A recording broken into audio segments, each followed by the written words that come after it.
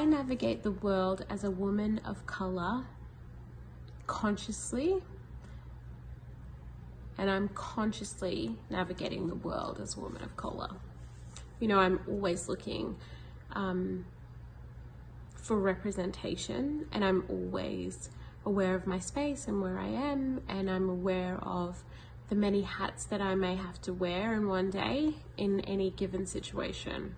So yeah, I navigate the world consciously as a woman of color. So I think the women of color who have impacted my 2019 the most are women that I have come across on social media.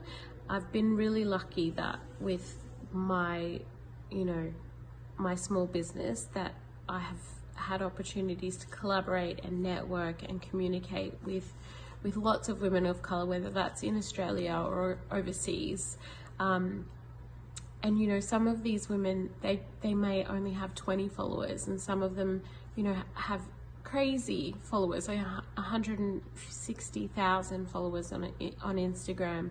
But I guess what makes them the most impactful on my 2019 is that whether their platforms have been big or small, these women are using that platform as an opportunity to lift other women or lift people of color. And so I think, it's that circle of sisters that I've come across that have definitely made a big impact on me this year.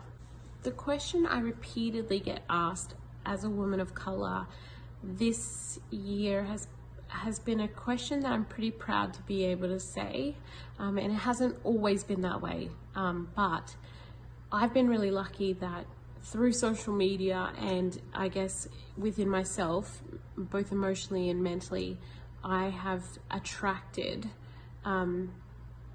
people who aren't of color, and the question I get asked the most is this appropriate? And I think,